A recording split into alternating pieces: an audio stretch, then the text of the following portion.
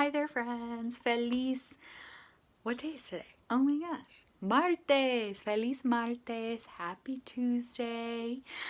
Today we are going to be reading a cool Dr. Seuss book that I haven't read in so long. It's going to be super cute. It's called McElligot's Pool. I don't know if you guys have read it, but I'm super excited. And then, I'm going to post the link to a coloring sheet in the comments of this video. You can do that. And then at the end, we're going to do a fun craft. So feel free to join me for that or just tune in and listen to the story. Here we go. McElligot's Pool by Dr. Seuss.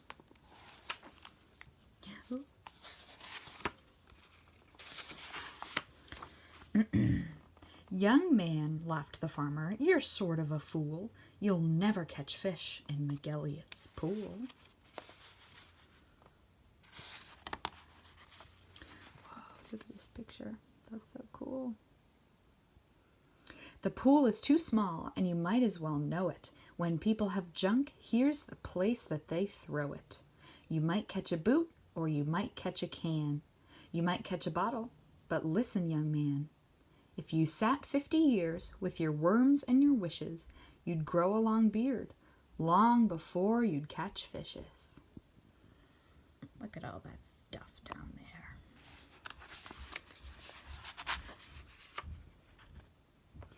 there. Answered Marco. It may be you're right. I've been here 3 hours without one single bite. There might be no fish, but again, well, there might.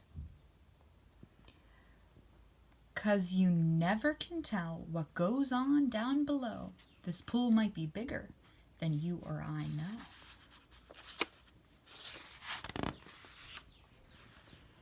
This might be a pool like I've read it of in books, connected to one of those underground brooks. An underground river that starts here and flows right under the pasture, and then, well, who knows? It might go along down where no one can see, right under State Highway 203. Right under the wagons, right under the toes, one of Mrs. Ambroso who's hanging out clothes.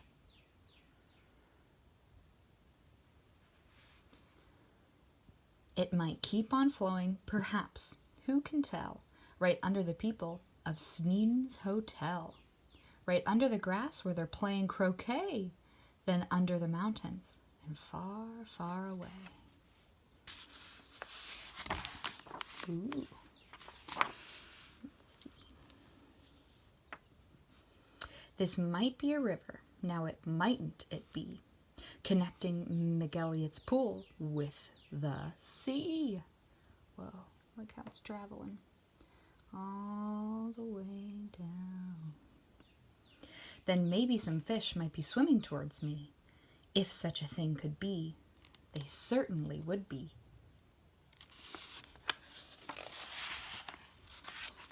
Some very smart fellow might point out the way to the place where I'm fishing, and that's what I say.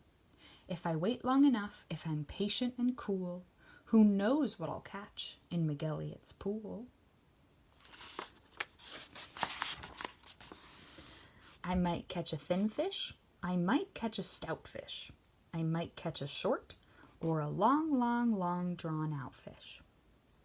Any kind, any shape, any color or size, I might catch some fish that would open your eyes. I won't be surprised if a dogfish appeared, complete with a collar and long floppy ears, woofing along, and perhaps he might chase a whole lot of catfish right straight to this place. Whoa, he's chasing some catfish. Oh, they're so cute. I might catch a fish with a pinwheel-like tail. I might catch a fish who has fins like a sail. I might catch some young fish, some high-jumping friskers. I might catch an old one with long flowing whiskers. I might catch a fish with a long curly nose. I might catch a fish like a rooster that crows. Whoa. I might catch a fish with a checkerboard belly, or even a fish made of strawberry jelly.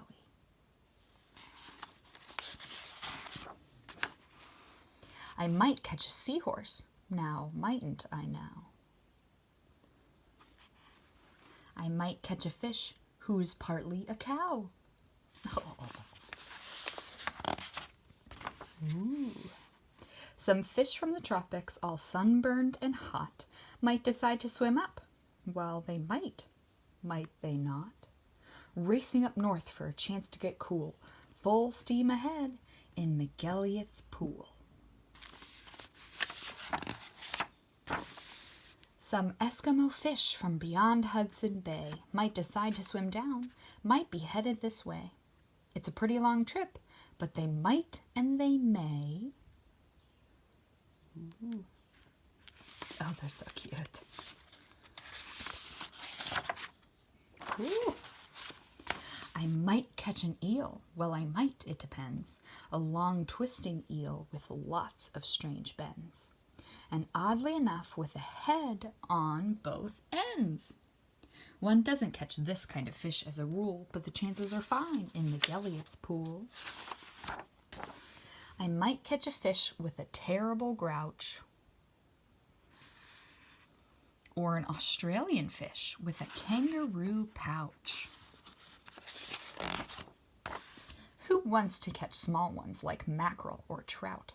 Say, I'll catch a sawfish with such a long snout that he needs an assistant to help him out. Oh, if I wait long enough, if I'm patient and cool, who knows what I'll catch in McElligot's pool? Some rough-necked old lobster, all gristle and muscle, might grab at my bait, then would I have a tussle. To land one so tough might take 2 or 3 hours, but the next might be easy. Ooh, the kind that likes flowers. Ooh. I might catch some sort of fast-moving bloke who zips through the waves with an overarm stroke. I might and I may, and that's really no joke. A fish even faster, a fish, if you please, who slides down the sides of strange islands on skis.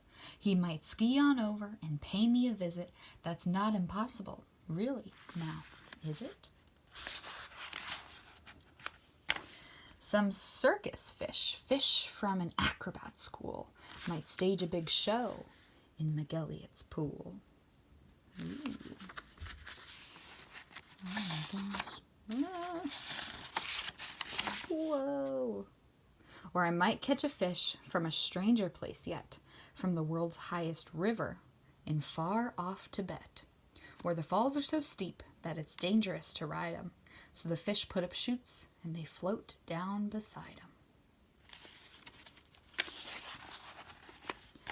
From the world's deepest ocean, from way down below, from down in the mud where the deep divers go, from down in the mire and the muck and the murk, I might catch some fish who are all going glurk.